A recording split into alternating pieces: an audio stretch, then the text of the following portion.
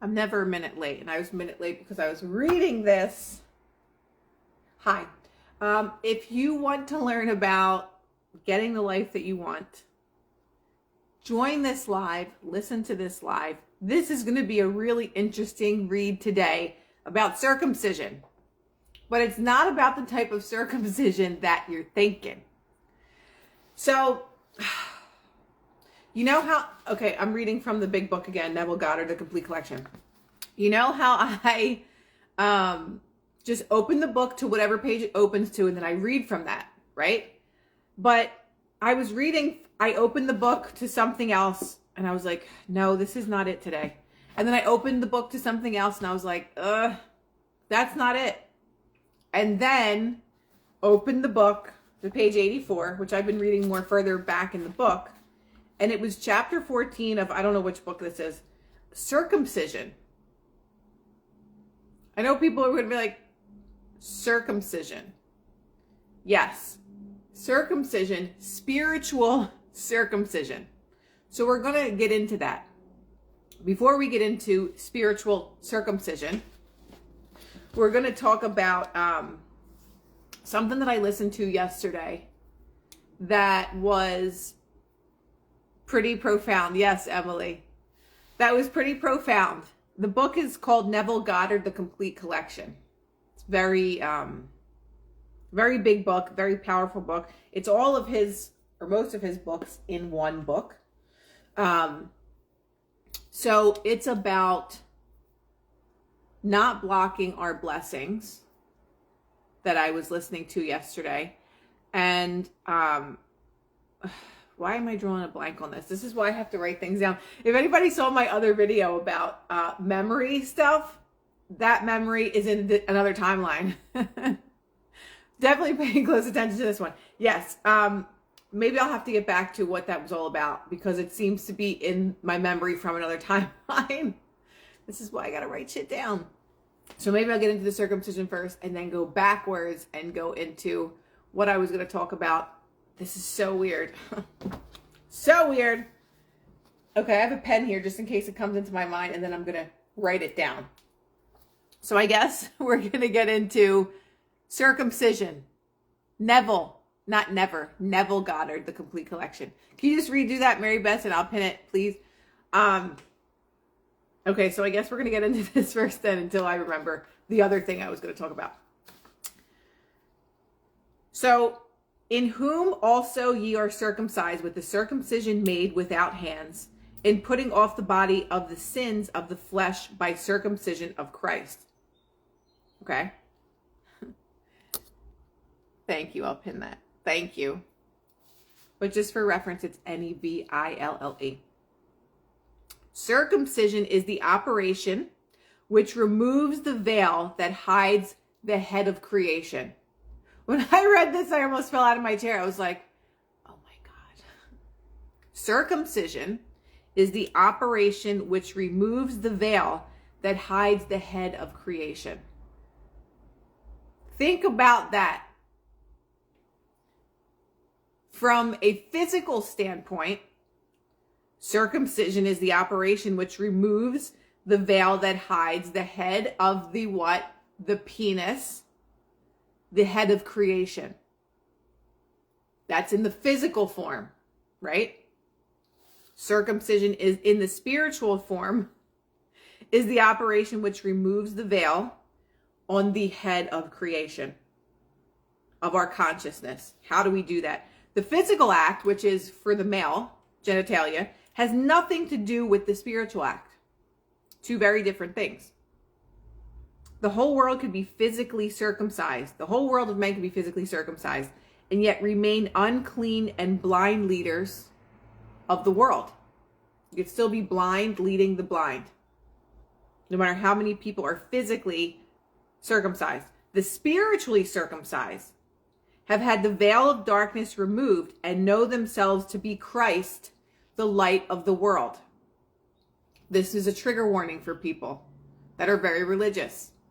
Neville Goddard talks a lot about Jesus Christ and the symbolism of the Bible, not the literal story of, hey, my light's not turned on. Sorry. not in a physical sense that all of these people existed in the world, but the consciousness of what, or the consciousness, map of consciousness, that is the Bible. Let me now perform the spiritual operation on you, the reader.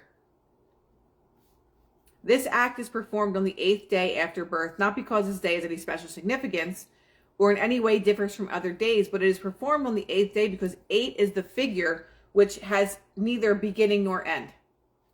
Right? 8. It just keeps flowing, keeps flowing. Furthermore, the ancients symbolized the 8th numerical or letter as an enclosure or veil within and behind which lay buried the mystery of creation. Thus, the secret of the operation on the 8th day is in keeping with the nature of the act, which act is to reveal the eternal head of creation, that changeless something in which all things begin and end, and yet which remains its eternal self when all things cease to be. That is our consciousness, right? Thank you for that. Faith like gravity. Our consciousness has no ending. It's eternal. You don't know where it ends and you don't know where it begins. Our consciousness, which when we die, our consciousness is what leaves us, right?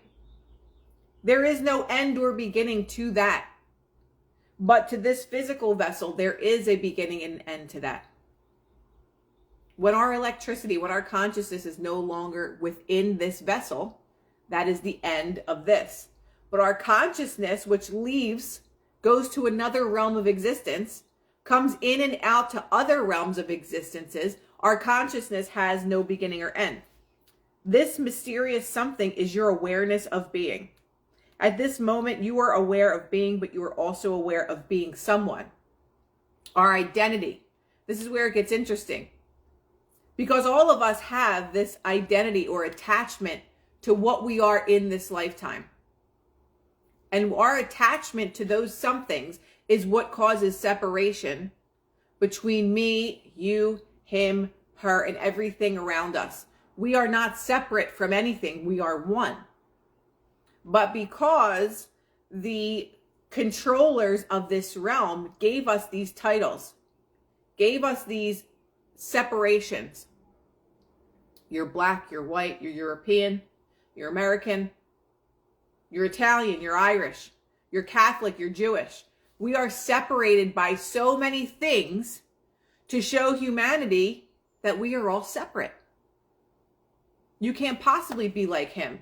He's black. You can't possibly be like her. She's Jewish. You can't possibly be like this person. They're Buddhist. We're separated so that we don't understand the power of consciousness, which is one consciousness. One consciousness distributed into all of us. Because if we understood that, we'd understand our power. Grand Rising, Jewel. So this someone is the veil that hides the being that you really are. When you are constantly identifying with yourself, your physical self, that's one of the ways that your veil hides the being that you truly are. When you realize you're one with animals, when you realize you're one with nature, when you realize you're one with all the people walking down the street, you would treat them differently. You are the first conscious of being. Then you are conscious of being man. After the veil of man is placed upon your faceless self, you become conscious of being a member of a certain race, nation, family, creed, etc. The veil to be lifted in spiritual circumcision is the veil of man. But before this can be done, you must cut away the adhesions of race, family, nation, and so on. When we think about this, it gets weird because people say blood is thicker than water. That's not true. When we come into these families, yes, I'll save it, Heidi. I save all of them and I repost them. But when we really look at self, or we look at our consciousness, we chose the family we were going to be born into. We chose all the things. So if we say blood is thicker than water, how so? In another lifetime, you were someone else with another family. So what he's saying is like, we continue to place the veil over us to not understand consciousness. We use all these different forms of separation that take us away from our consciousness, which is just simply being. And when we understand the beingness of life, we're able to attract things so much faster to us because all these labels, all these obstacles are not in our way.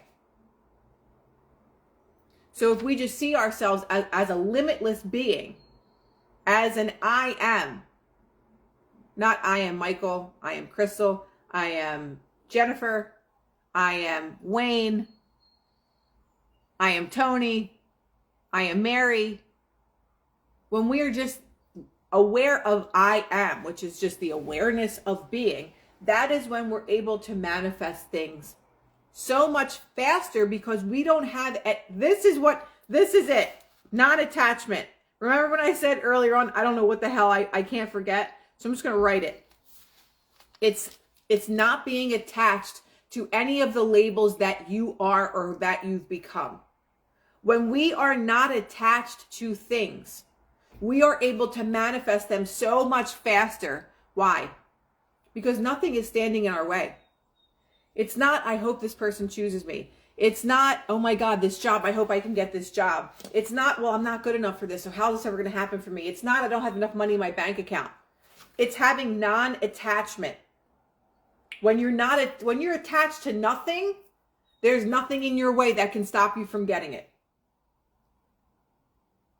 There, thank you for the messaging. My higher self just told me. When we have no attachment to an outcome, if we are trying to manifest a specific person to come back into our lives or to rekindle an old relationship, if you are not attached to that outcome, there's nothing in your way that's going to stop you from getting it. Because why? There's a very clear path for you to get it, for you to get a specific person, for you to get that job, for you to get the house that you want. If you're like, oh, well, there's so many people that want to buy this house. Other people put bids in for this house. How am I supposed to get it? It's just out of my price range. Like, I just don't have enough money, but I really want this. You're putting all these obstacles right in your path of getting your desire. But if you have no attachment and you have a knowingness, that is mine. That's mine. I don't have to even worry about it. I don't care how I get it because I know I'm going to get it. Right? So that's what the thing about yesterday, the video that I was watching, was about non-attachment.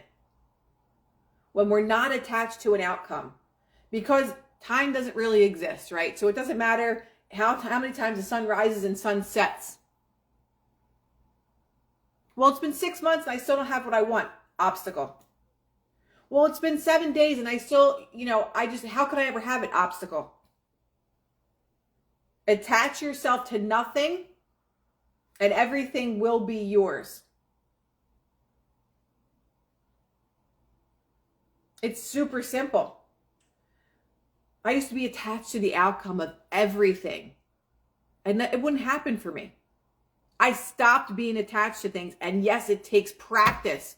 Listen to what I'm saying. For those of you that know what I'm saying already, you know that it takes, for anybody that is a manifestor and has mastered to a degree, non-attachment, please comment and say that yes, you had to work on this. It doesn't just say, okay, I'm not attached anymore. It doesn't work like that.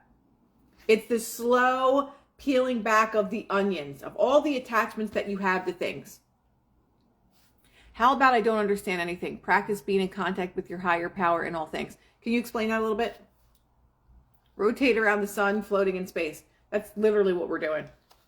They go by so many different calendars, and we think ours is right. They think theirs is right. Does it really matter? It doesn't. But there are people in here that are very good at non-attachment.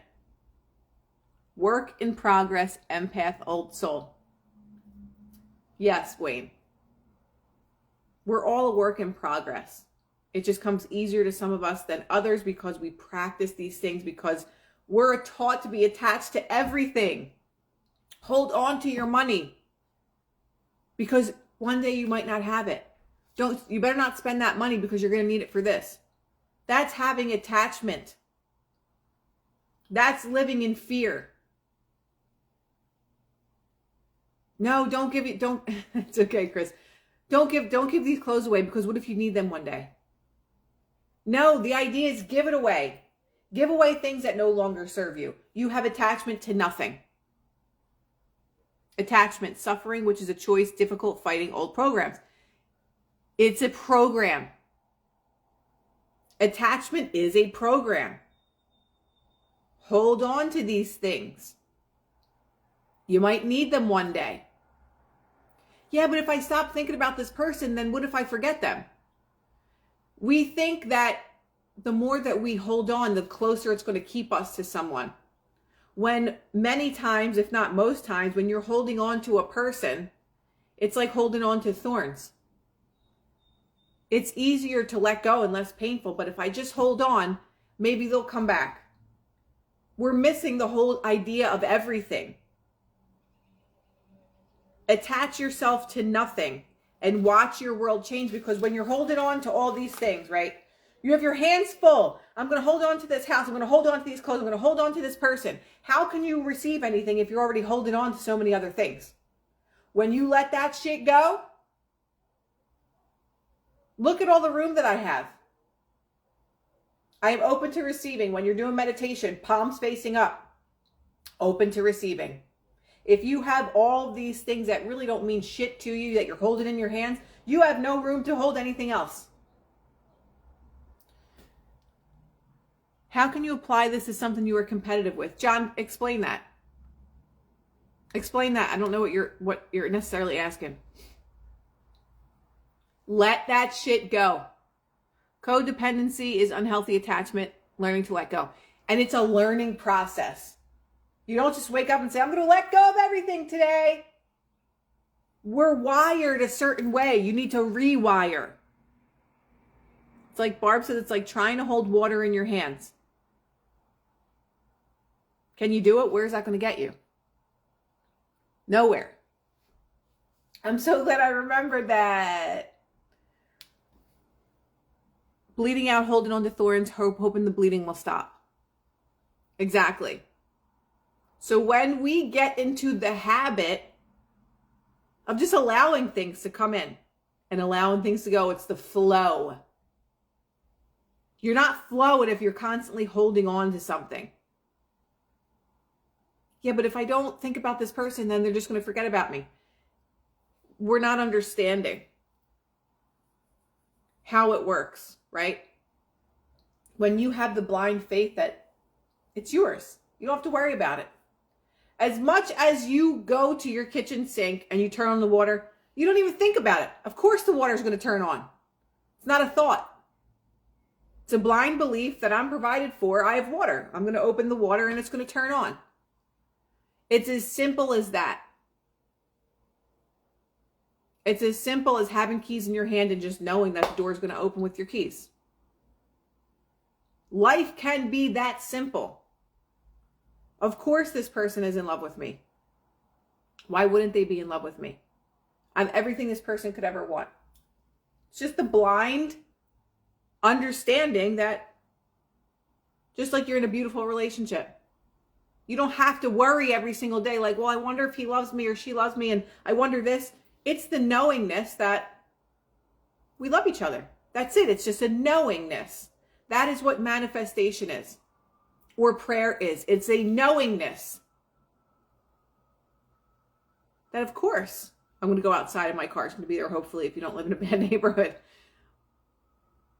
It's easy. That's non-attachment. If you're in a beautiful relationship with somebody, you don't have to wonder every day if they're going to come home. You don't have to wonder every day if you're going to hear from them. You don't have to wonder every day if they're going to be there for you. It is just the understanding that, yes, I have this. And even if you don't have it, manifestation or prayer is the blind belief and understanding that I'm going to get this no matter what. No matter what, I'm going to get this. Or I have this. It's living in the state of the wish fulfilled.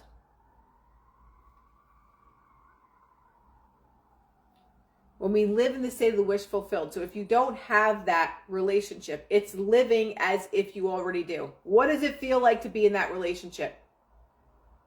What does it feel like to have the feeling of someone that truly loves you?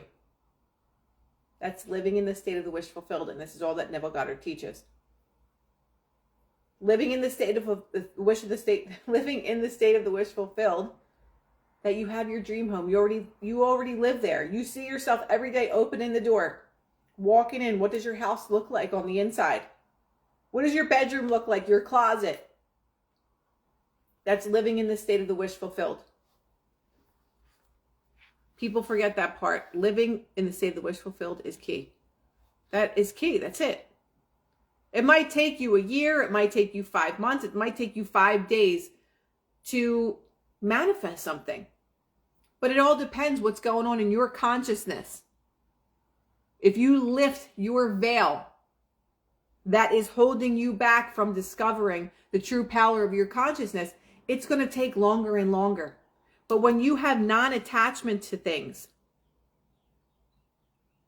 there's a nice empty drawer for all these things that you can put in, right?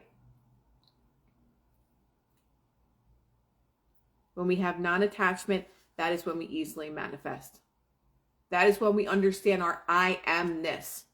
When the veil is lifted that they're talking about, the veil of circumcision is lifted. You can understand that if I am just, I am, I'm not attaching myself to anything. I am is everything.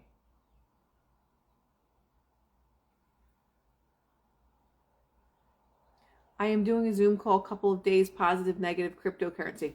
What does that mean? Can you explain? Okay, in Christ. So when we reach the level of understanding our Christness. So the spiritually circumcised have had the veil of darkness removed and know themselves to be Christ, the light of the world. So when in the Bible he says, I am the light of the world, I am is the light of the world. He didn't mean I, Jesus Christ, am the light of the world. And this is what Neville teaches. And it makes so much more sense to me than the way that man has deciphered what it meant in the Bible. That Jesus was saying, I am the light of the world, instead of saying, I am is the light of the world. If we all lived in our I amness, we would all be light because we would understand what our consciousness is, how it functions, and how powerful our I amness is. You can agree with this, not agree with this. It gets weird when we talk religion stuff. And it's just what resonates with you. So take what resonates with you, and whatever doesn't resonate with you, don't listen. But again, the spiritually circumcised have had the veil of darkness removed and know themselves to be Christ, the light of the world. In Christ, there is neither Greek nor Jew, bond nor free, male nor female. A renewal in which there is no distinction between Greek and Jew, circumcised and uncircumcised, barbarian, slave and free man, but Christ is all and in all. So Christ is in all of us because it is a level of consciousness. Christ consciousness. Uncle Neville is on point, man. He really is. You must leave father, mother, brother, and follow me. You must leave father, mother, brother, and follow me. What did he mean by that? Leave all of the labels. My brother, my sister, my mother, my father. Leave all of those labels and follow me, your I amness. When we are following our I amness, we no longer have attachments to things because we remember that all that I am is all that there is out there. So I can easily tap into the everything out there because of my I amness. I hope that I'm not losing people because this gets a little goofy. Not goofy, but for some maybe hard to understand. To accomplish this, you stop identifying yourself with these divisions by becoming indifferent to such claims. Indifference is the knife that severs. Feeling is the tie that binds. Feeling is the secret, is what Neville's one of his most famous quotes. Feeling is the tie that binds. So if feeling is the secret to manifestation, it's the tie that binds us to it. To feel it real. So those of you that worry, that spend most of your time worrying, feeling is the secret. So if you're worrying all the time, you feel that. In your innermost being, you feel that. Feeling is the tie that binds us to reality, or to creating reality, rather. So if feeling is the tie that binds, what is it that you're feeling every day? Oh my God, I hate this job. I can't believe I have to go to this job. I hate it so much. If you're on that vibrational frequency, every day, you're going to get more reasons to hate your job. Say if you have a job that you really hate. Start living in the state of the wish fulfilled and say, I am so happy and grateful that I get to go to the most amazing job every single day. I am so happy and grateful that I have the most amazing, successful business as a carpenter or whatever the hell that it is. You create your reality in your mind, and then it comes to pass because the feeling that binds is what creates our reality. You have to create a delusional world in your mind because, again, I say this every single week, your subconscious mind does not know if you're actually experiencing something or if it is perceived. So if you are becoming delusional in your own mind, your subconscious mind doesn't know if it's real or if it isn't. So you might as well make it a good life in here so that you can experience that here. And yes, it's called getting delusional. But if we all understood that's how our reality is actually created, by feeling it to be real, whether it's good or bad, your subconscious doesn't give a shit if you're thinking good thoughts or bad thoughts. It's going to give you whatever vibrational frequency that you're feeling inside of you is pushed out. Everything is you pushed out. That's what Neville says. Everything is you pushed out. Everyone is you pushed out. Every person that comes into your life is you pushed out. It is your vibrational frequency pushed out. So all the people that are on that same vibrational frequency that you're pushing out are the ones that are gravitating to you. Can you post this so it can be watched again later? Yes, I post them all. Emotions create movement. Someone said this and I never forgot it. Emotions, feeling creates movement. It creates movement in here, and then it creates the movement here. So just think about, what have you been thinking your entire life? How much negative bullshit have you been thinking about your entire life? It's our programming. I'm not good enough. I'm not chosen. Why doesn't this person love me? This always happens to me. Why does this always happen to me? Women always say this about me. You know, people always say that I'm too this. Maybe that's because you are. Maybe that's because of the frequency that you're putting out is just it's a mirror to you. That's all that it is. The people that live in victim mentality wonder why these things always happen, but they are not aware of their fucking I amness. If you're not aware of your I am, of who you are, you're always going to continue over and over again to have the same life because you don't get it. Why does my life look like this? Because of my I amness, how I identify.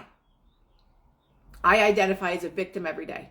I identify and I say, you know, men never choose me, or, you know, men always think that I'm too this, or men always say this about me. That's because you are. They are only reflecting back to you. Every person in your reality is just a mirror to you.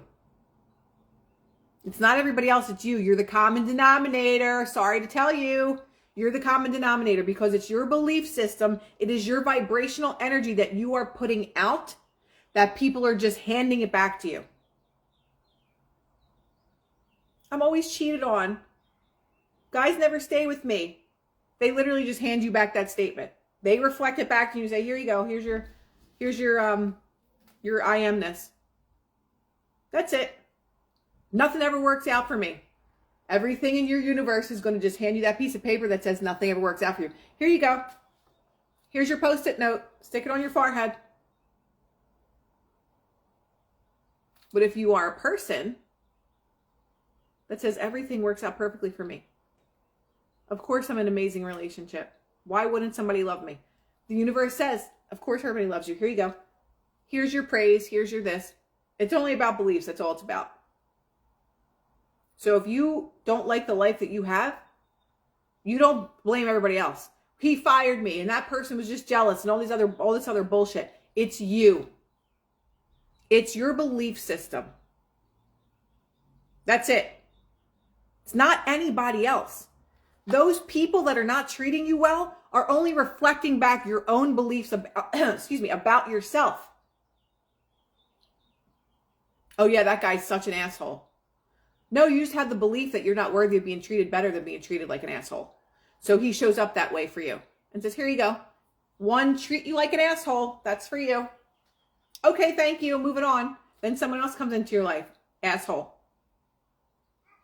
It is, hi from Ireland. It is you. It's not anybody else. We want a responsibility and accountability of ownership. That's it. We don't want to take accountability, so we blame everybody else. Oh, he's an idiot. Oh, she's a cheater. Oh, this is this. People will show up in your reality according to your frequency.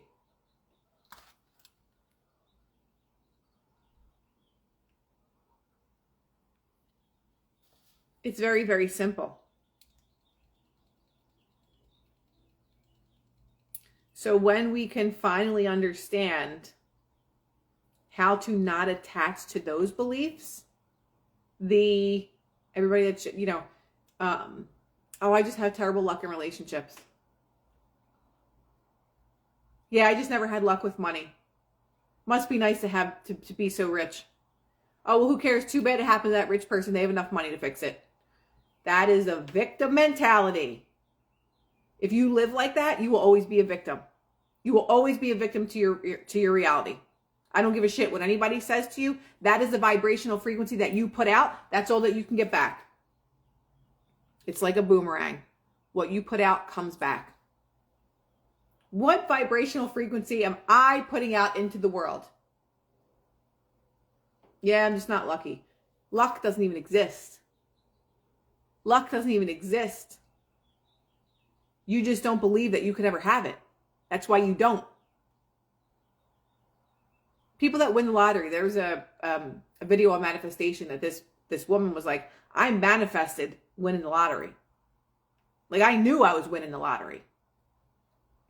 And she won like, I don't know how many millions of dollars. Because that was the vibrational energy that she's putting out there. She's like, I got this. Like, I'm winning this lottery.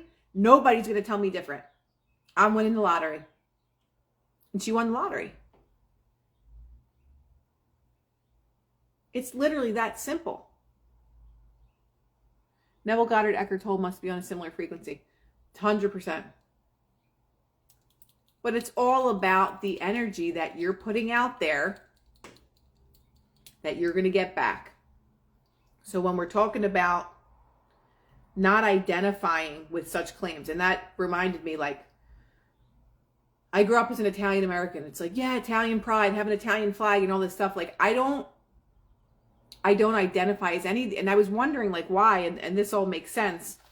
Like, I don't identify with anything anymore. I don't identify with being American. I don't identify with being Italian. I don't identify with being, when people try to put me in a box. Oh yeah, now you're like the spiritual something, or oh, you're this truther. Don't label me as anything, because I don't want to be a part of anything with anybody else. I don't want to be a part of anything that anybody else is a part of. But who I have identified as most of my life, I don't want to be associated with any of it. And I guess that is the part of the veil being lifted of like, I'm just my consciousness and my purpose. That's it.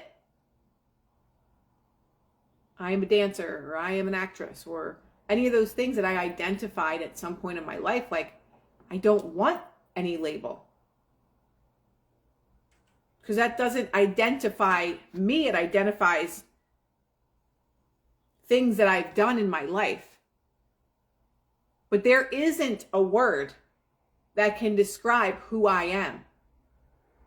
For any of us, there is not a word significant enough that can describe who we really are when we detach from all of these things, when we detach from all of these labels in life.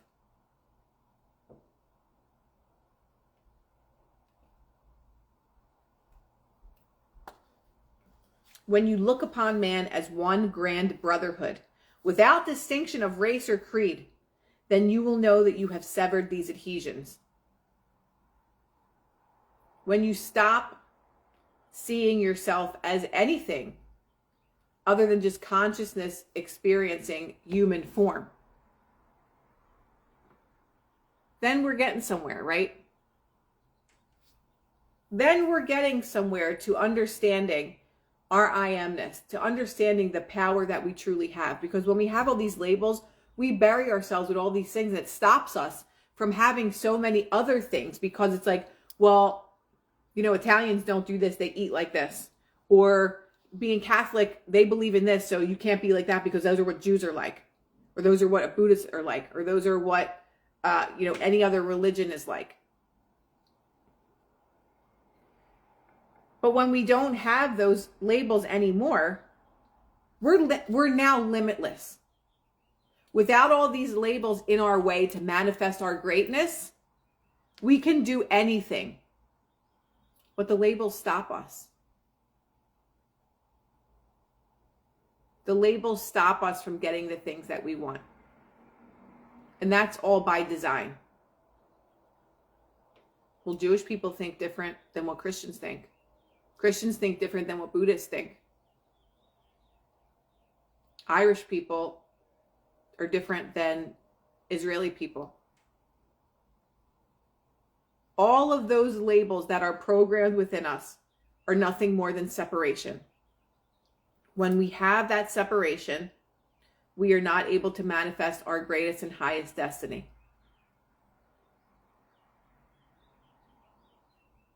It is all engineered on purpose. So when we get rid of all these labels, there's nothing standing in our way. There's nothing standing in the way of us getting directly to the thing that we want. Because there's all these obstacles, there's all this divisiveness, there's all these labels, there's all these thoughts that are just in the way to the path of getting right there. Move all of that stuff out of the way, and your manifestation is a direct line from you to it. And there was something else that I watched yesterday, or read, I think. Every 25,600 years, or give or take, if that number is off by a couple hundred, the earth shifts, right? Shit. It's the water guy again. Damn it. Okay, I'm going to wrap this up in 2 minutes anyway. So the earth shifts every 26,000 years. We're in that cycle, right? And so someone said, our whole awakening, the awakening of humanity, of this 26,000 year cycle, started maybe a couple years or within the year of 2020. So the pretend controllers on this realm knew that the awakening process is happening because it happens every 26,000 years.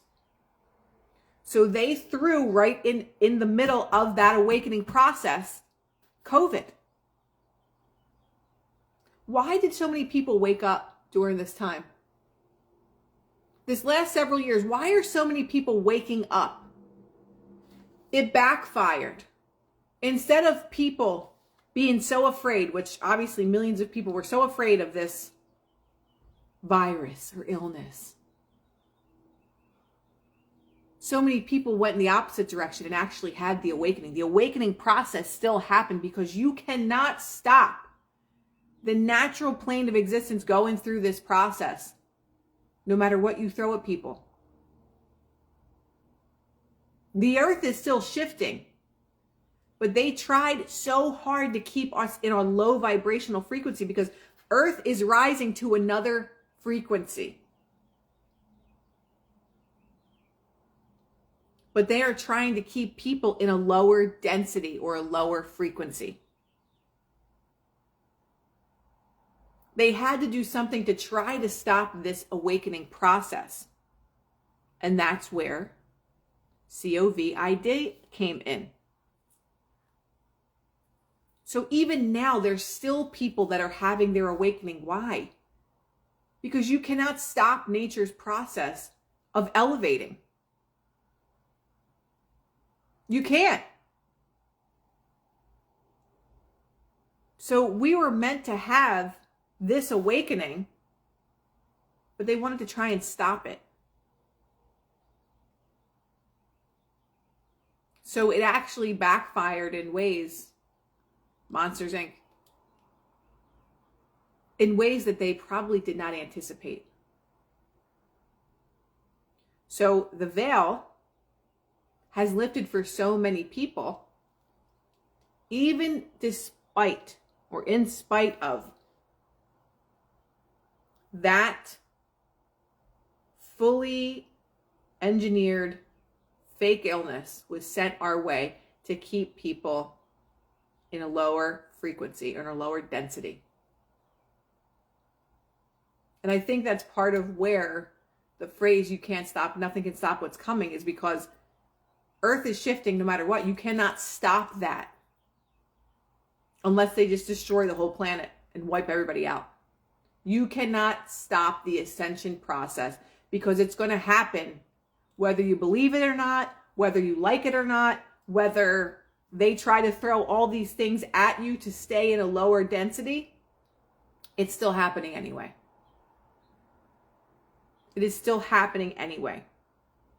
So I hope that this was helpful. Chapter 14, circumcision, spiritual circumcision, the lifting of the veil that hides the head of creation. So we're going to end with that, which was the beginning opening statement. Circumcision is the operation which removes the veil that hides the head of creation. So many people are in their process of their circumcision right now. Many people are being circumcised to have the veil that hides the head of creation removed. How many times have you heard people say the veil is being lifted? The veil is being lifted that hides the head of creation. Our consciousness is the head of creation. It's time that we start using it properly. When you use your head of creation properly, you are considered a limitless being. You are limitless. So, I hope that that was helpful. I'm so glad I remembered the non-attachment thing, even though I didn't at first. Have an amazing and beautiful Monday. How are we going to use our consciousness? How are we going to use our consciousness? How are we going to start to use our consciousness? That's a question. So, I will repost this if you want to watch it again. If not, I'll see y'all on Wednesday night. Have a beautiful day. Love you.